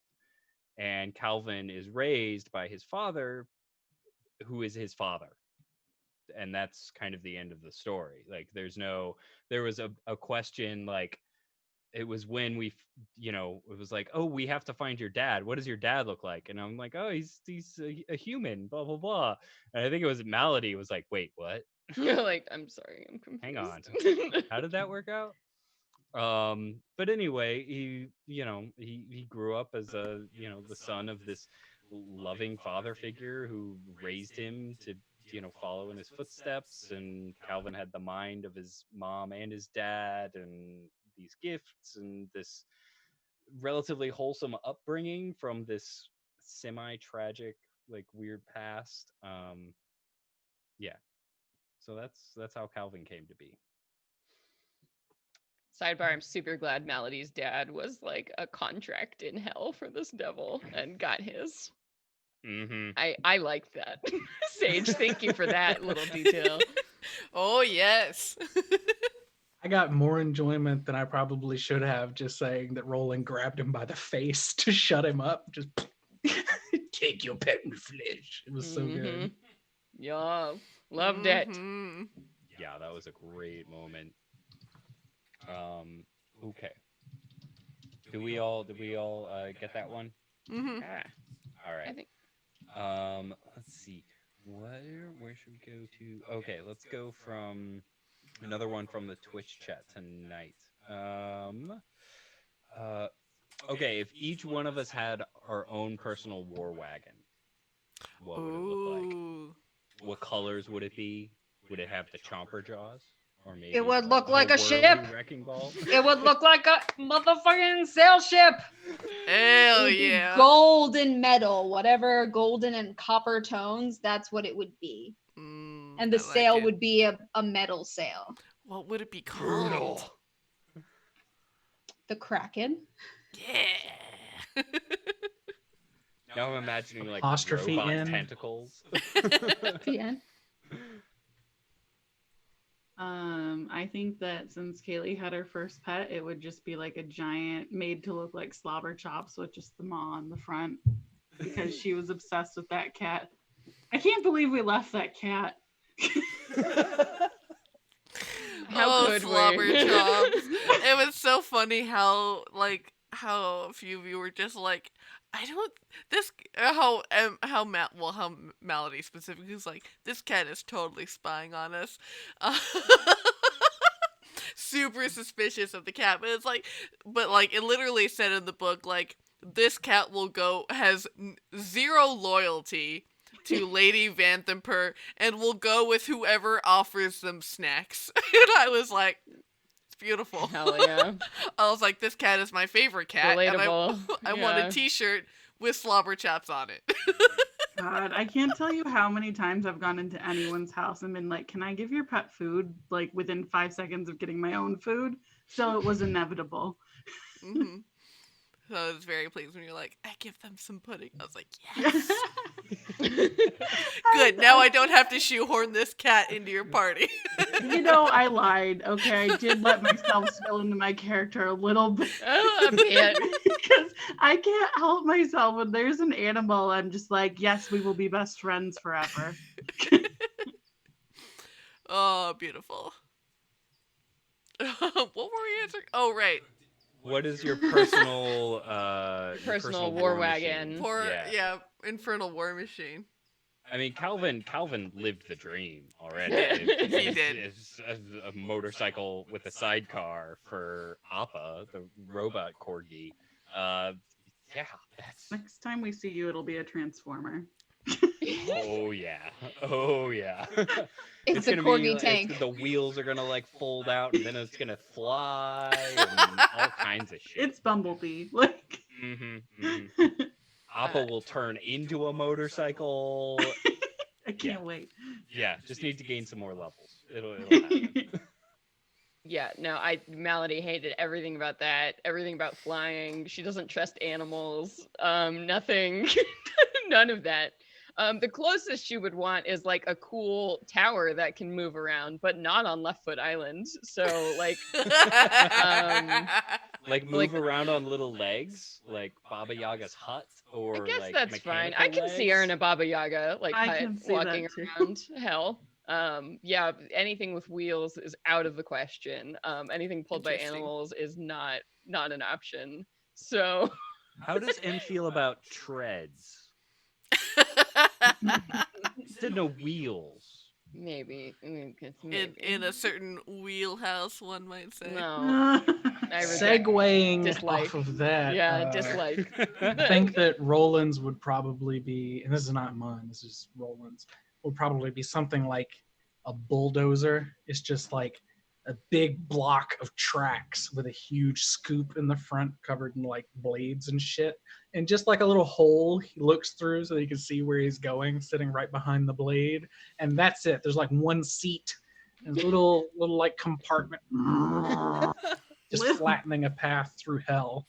He'd be like, get out of the way, fuckers! Aiming at things and running All over utility. towers. Yeah. 100% utility. I'm just It has imagining like the the driver's widest compartment. turn radius. It's 300 feet to make a left turn. It's not even a good chair. It's a folding chair. A folding chair inside of like a tiny box, like Mhm. smaller than like a porta potty. It's more of a phone booth than anything, just enough for him to sit in. His knees will Not be all the even way an up against actual the chair, dash. like a stool, one of those like standing things. Oh god, Don't my even back worry, hurts it's thinking misery. about it. True misery. Your wounds. We're driving further. Oh, my While we're on goodness. the train of painting mind pictures, if the other PCs picked up the sword and had their own magical transformation, what would that have looked like? Oh, what's your magical girl transformation look like? Mm-hmm. I've thought about this so much. Do it. Katie, Dog. tell us. What does it Tell look like us. for Kaylee? This is magical girl's me. Okay, so of course the hair gets way bigger, Mhm. just Mhm. billowing, long, Necessary. flowing, wind blowing. Where's the wind? I don't know, but it's blowing. It's- Like lighten up, bleach it up just like a few shades.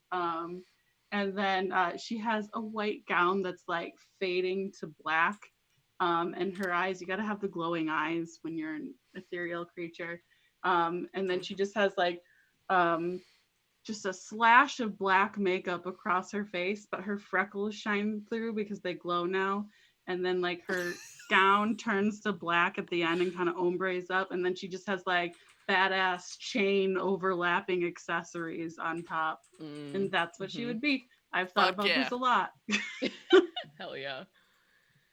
What about Hiro? What does Hiro's magical girl transformation look like?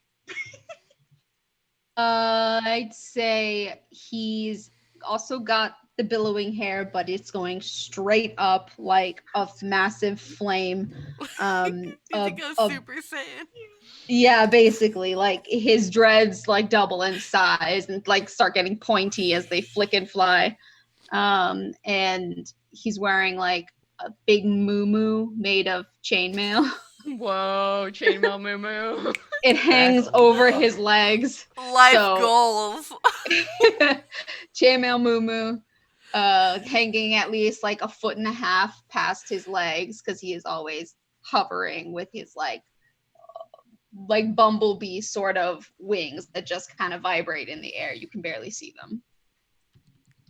So it's a menacing noise, something that massive with the wings constantly beating at that speed. Like a diesel engine. Yeah, like a fucking racket.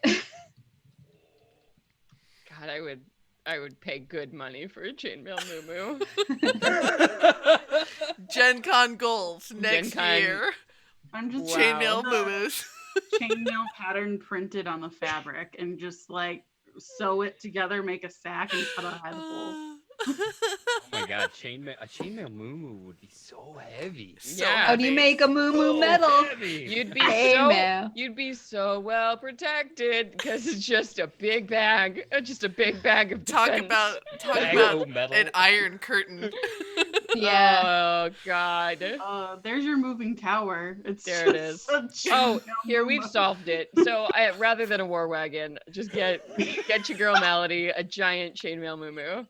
And now that I can fly, maybe it'll be like a little bit longer, so I'm just like a column of chainmail. Yeah, exactly. You just fly past your enemies and fucking knock them unconscious. With my skirt. Like my your movement speed is like 5 feet now, though, because you're still a wizard. Yeah, no, it's so heavy. I imagine Kaylee running inside of it, but then quickly becoming fed up with how slow you're going. Yeah. It makes me think of like the movie Up when they just like tie the house to themselves and just slowly walk across. Oh my god. So I thought when I was preparing my notes for the game, I was in my head I thought that Hironius would first and foremost would be the one that would grab the sword, with the second place of being Roland. What would Roland have looked like if he had grabbed the sword? Roland. I would like to think that if you pitched it at me for a magical girl transformation, that there would be like this bright flash of light, and everyone would have to cover their eyes or be blinded by it. And when the light finally faded, Roland would be completely unchanged.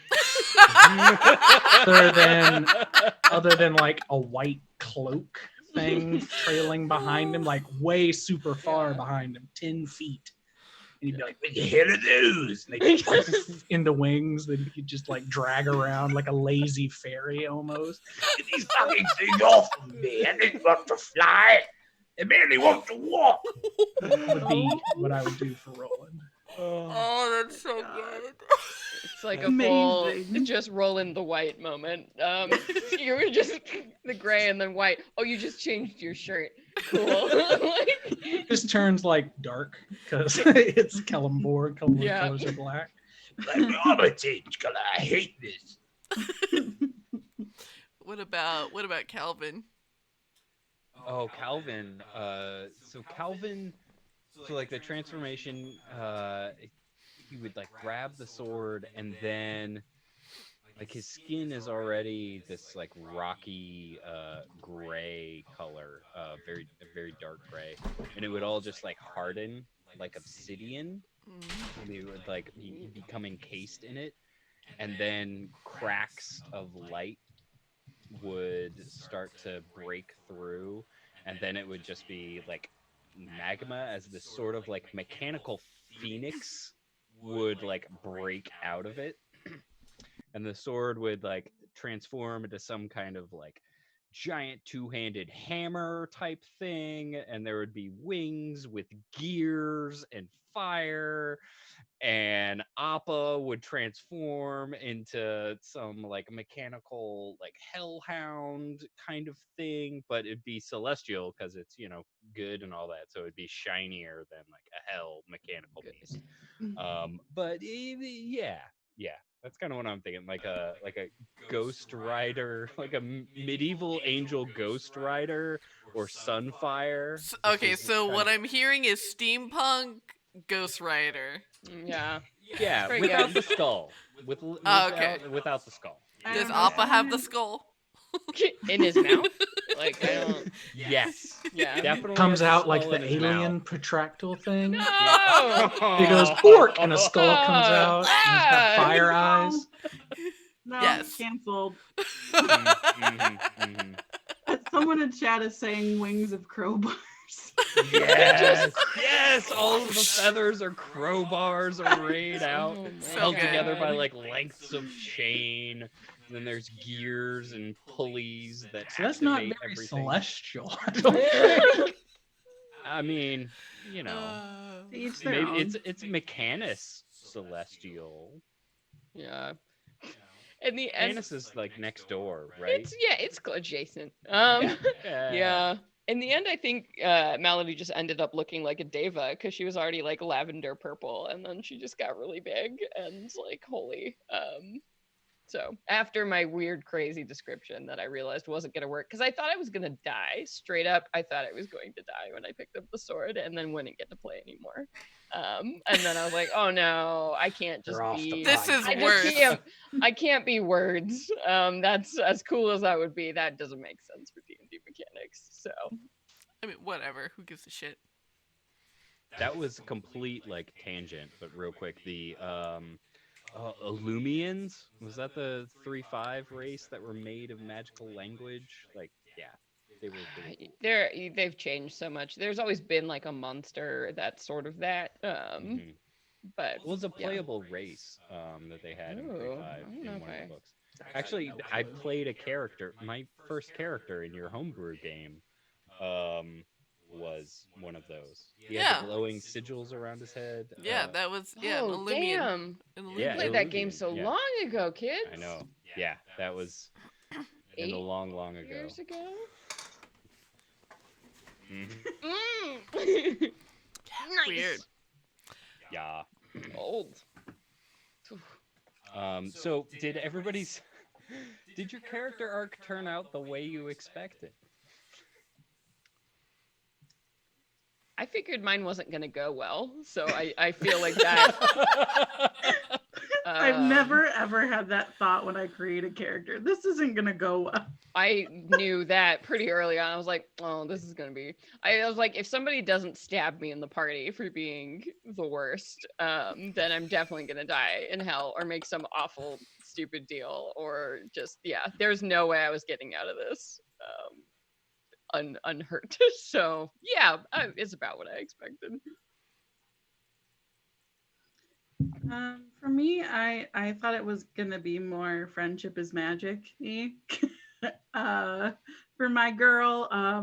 But about, I don't know, like 3/4 of the way through the campaign, I knew that she was probably gonna stay in hell. I even texted Sage. I was like, "Is this an option? I Because remember this that. might happen."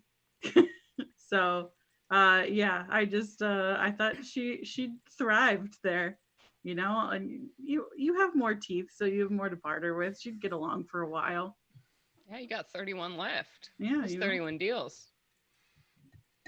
Crazy. that's what I'm saying. So Oh, yeah, and Mad Maggie immediately, I mean, as the sort of epilogue, Mad Maggie would have immediately found you all and be like, "Hey, you need a job?" Awesome. I love that we're working for Mad Maggie now. Just Melody, the weird angel, and our murder tooth fairy Kaylee, just buddy copping it through hell, working for Mad Maggie, who's like our like police chief, like chief commissioner. Oh God, I love it. Oh yeah, 100%. Yeah, Mickey Can does we our do a performance one-shot of reviews. that, Yeah, please? it's good. I don't particularly think that Roland had much of a character arc. He didn't have any gargantuan changes over the course of everything. But I guess, what I expected him to do was to be kind of a linchpin to hold the group together at times, and eventually either die protecting them or live long enough to come back to the surface. So yeah, I guess. Yeah, Calvin's went mostly the way Calvin wanted the hero's return, where we all came back and we're all whole or even more so, and had that fanfare or the hero's feast. We've been through this all together and we've come back, and huzzah for us. And so his arc was completed like more so in the way that like Zariel was reformed, which was like a huge kind of like, oh, this is actually possible. But then it was also less than because of M's sacrifice and Kaylee's choice to remain there. And so it was this, it ended the only way that it could, which was in that fashion, but imperfect. I also don't really think Hiro had much of an arc because I kind of designed him that way. I didn't really want him to. He was there truly to have a good time and buy some weed. That's the whole reason he was at Baldur's Gate. And it just, he needed the money to buy it. So he got a job that led him to hell. And everything that happened was just a fun little romp in his world. He didn't expect to make any big life-changing decisions at the end, but everyone's heroism inspired him to go back home and try and make things right. Because he wasn't like exiled or anything. He left. He left as soon as he heard people had accused him of basically everything going wrong.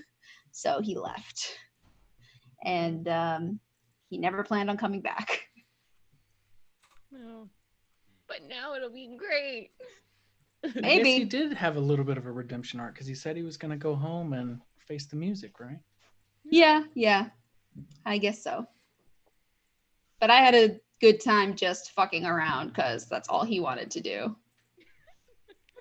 Oh, Him and what a getting that place. disco mace Yeah. was the best thing that ever happened. Yeah. Yes. Yes.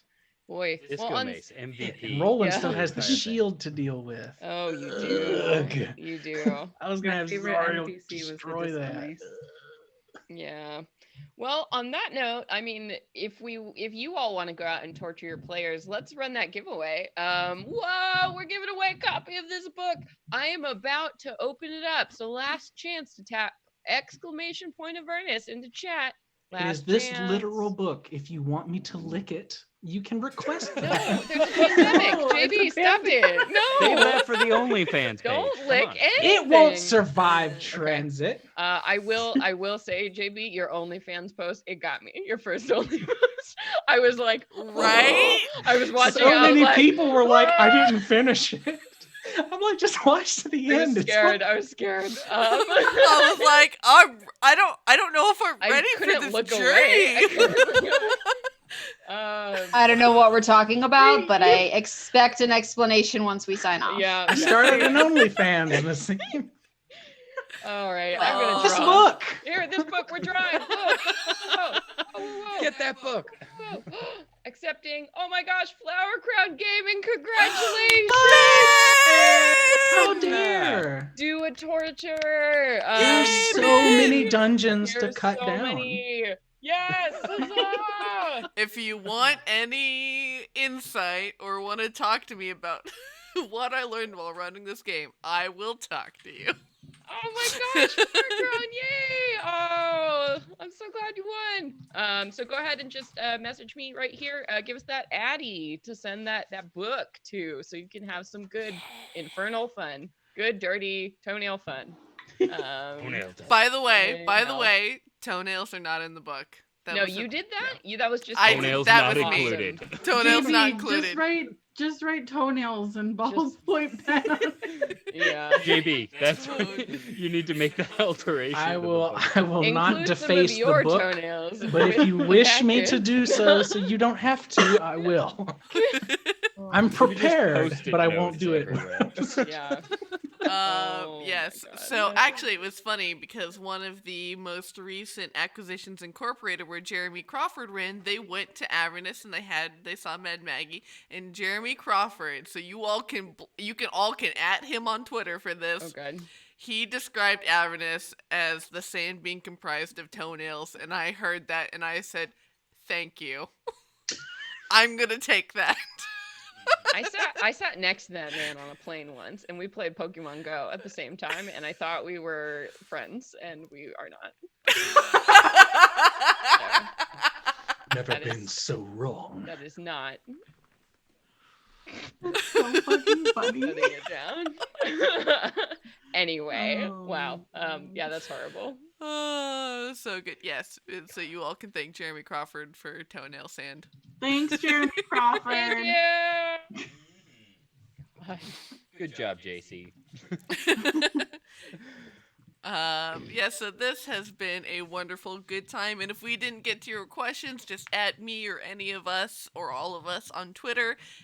Hit us up on our Discord, and yeah, this has been such a joy to run, and if you all run it too, all of you people out there in the world, I will be so happy for you to tell me how it's going or ask me questions or whatever. But yeah, I will be running a game. The Empire of Ghouls coming in September, and you better believe as soon as I rhyme with the Frostmaiden hands, I will put together a crew to run that as well, because our wonderful Celeste is an awesome writer, and this is a wonderful story, and I can't wait to share it with the world. So, I've been your storyteller, Sage. The last time ever, I was your tiefling wizard / angel baby, Melody / M, your boy. Hi everybody, I'm JB, known as @DropTheDie everywhere. And I will try not to use the voice after this unless I am specifically playing him. I was your war cleric of Kelimvor, Roland, Belrand, and Cadril. Hi, I'm Katie, and I played Kaylee Bramblebarrel, your astral self monk. Sad day. Now I'm a Charlie's Angel in hell. Yes. That's thick as hell. I'm Naseem, and I was your dwarven fighter, Hieronius Dohard. Peace. Peace.